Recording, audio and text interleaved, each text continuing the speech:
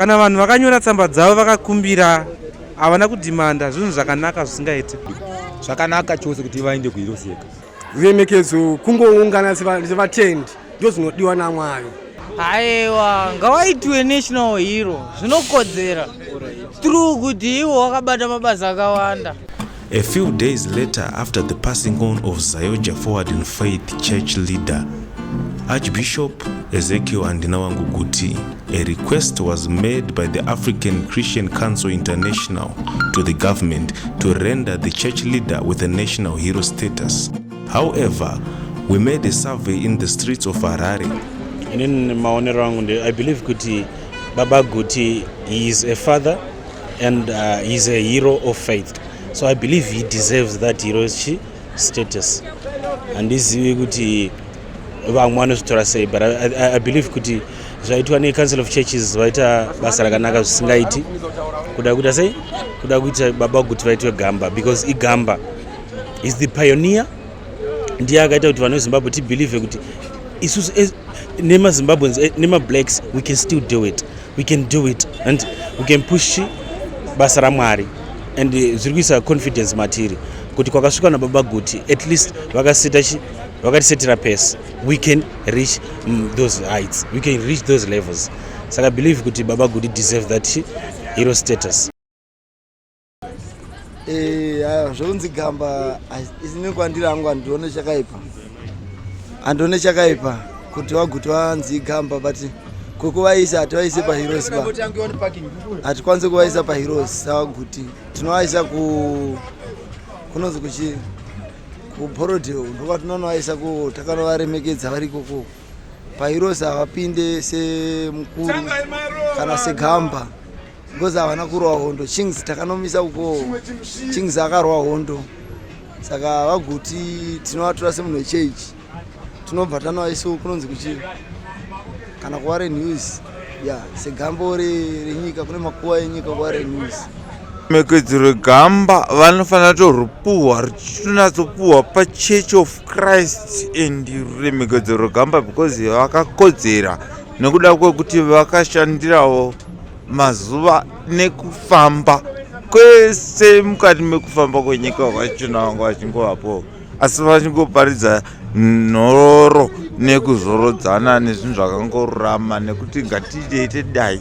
Handioni kuti kufa kwavo kana chipi chapo kana chakashata pavari handichioni, asi ngotiwo Mwari ngavachenurewo, vangopuwawo ruremekedzo runongopuwawo vamwewo. Kana Soja Love vakapuwawo ruremekedzo rokunzi nhengekini ivo vanofanira kutowana hwakakura kudarika ipapo, because vakabata nzvimbo dzakawandisa kudarika muno muSADC muAfrica.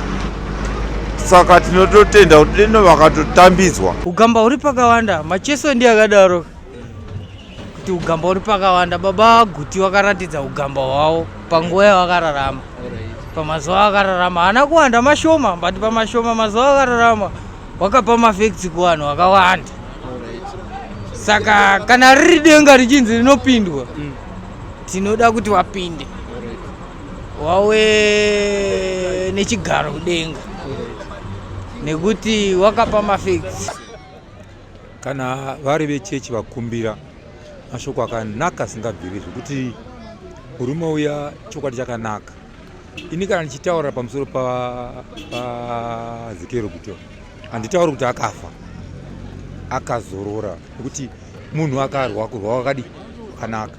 Ane zvinhu zvakaita zvinobatika zvinoonekwa nepasi rose, kwete Zimbabwe chete, nationwide. Saka kana vari vechechi vamwe vake vati vanokumbira, handioni reason kuti hurumende ingaramba. Inofanira kutogamuchira nemaoko maviri, because vamwe vechechi havari kuti muende kuHeroes, asi kana vachiona kuti kuenda kuHeroes kwakakoshera, because inongo chinyorwa muBook of Guinness, chinyorwa munhoroondo yenyika yedu.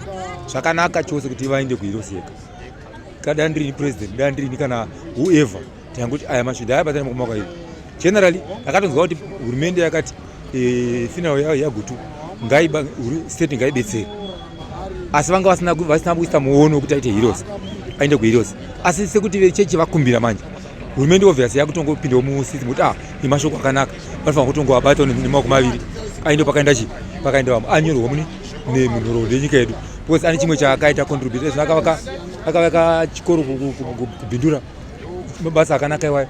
Ndandiri pagrade 7 pamalinda patakaita chechi ndiri Zioni, takaita chechi yedu ipapo paanifika pepe zvakaitwa naGuti baba nini ndakapa kuti ndasaramba svika pane nzvimbo yakanaka yakaita nemurume uyo chinhu chakanaka aikontributa Zimbabwe kuti imire zvakadii takaenda sisi patakaita musangano wedu South Africa akauya nationwide vanhu vakauya kuuya kwavakaita ikoko ibasa rakanaka rikazoti akatoona ndasingazipa nzvimbo yakanaka sei uye pane vashandi varipo varikushanda basa rakanaka because of that man saka kumuita kuinda kuHeroes chinhu chakanakisa zvekuzvabviri hatononokesa ndingafara kutonzwa kuti aindawo ipapo akaita chinhu chinobatika kuti vanhu vanoita sazvaruka kana vakaita mabhuku avo vaverengewo nezvake chizigutu tendangu. Ini ndinozviona sezvakanaka nekuti baba Guti vanga vari mutungamiriri mukuru wechechi yeZayoja uyezve makore avo angati wandei vachikuridzirawo nechiremekedzo chechechi. Saka seniwo sekuonawo kwangu ndine chiremekedzo chekuti vakapiwawo chiremekedzo sababa, chinhu chakakosha. Uremekedzo havana kumoipa semunhu aita basa raMwari, but ndopikisanapo kuti umwari hauenderane neizvozvo zvokuti munhu aifamba munzira dzaMwari handiitika anovigwa paHeroes yega, because paHeroes yega pakavigwa vanhu vanga vakarwa hondo nditi, saka hazvienderane neumwari. Mwari kana Jesu Kristu chakutaura akabvisa munhu nzeve akadzorerwa, haana kumhoyoneswa panhu panoshamisira, akanonoiswa but umwari hunenge huripo. Umwari nekutonga haazvinotisiyanei.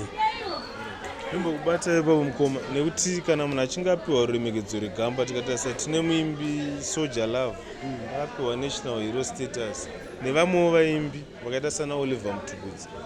Hazviri kuti munhu anenge ainonoiswa pachikomo cheHeroes ega. Apa runenge ruri ruremekedzo rokunzi national hero pamwe kuda mubvunzo mune musina kunyatsokubata zvakanaka mekuti ipapo munopaona se twapiwa ruremekedzo rwegamba renyika ndo pangatakanyanya tinangane napo. Zvekupiwa ruremekedzo anopiwa ruremekedzo hatisi kuzviramba, but izvi kupiwa vacho ruremekedzo toziva kuti ruremekedzo rwevanhu vatendi vese vanokuungana handiti vovapa ruremekedzo pavigirwa paitwa handionoti pane chaka pane inzi, but ruremekedzo wagara hungoripo semunhu sakutoti baba Guti tatogara tomuremekedza kudhara pekuzonzi avigirwa papi aiswa papi handione pane chaka. Ruremekedzo kungoungana sevatendi ndo zvinodiwa naMwari. Handizive kuti Mwari anoda zvinhu zvakanyanya kuzonzi munhu waMwari ada kuvigwa nemagoridhe nechii handizoziva hangu, but ruremekedzo ndongoziva kuti munhu akatungamirira kwenguva yakareba makore akadzidzisa vanhu kunamata akatendeutsa vanhu, saka nanhasi vanofamba munzira dzokunamata, but zvokuti munhu azoiswa paHeroes yega inini zvangu pfungwa yangu handionongwe zvinhu zvakakosha. Baba Guti vapiwe havo ruremekedzo regamba because vakarwa kurwa kukuru like vachibata basa raMwari. Inini ndanga handipinda hangu Zayoja, but munhu wekuti ndaiti ndikateerera masermons avo ndikateerera mharidzo yavo ndiri munhu aibatsirikana zvakanyanya, saka munhu akarwa kurwa kukuru pabasa raMwari, saka ndinoti aiwa ngavapiwa havo ruremekedzo regamba.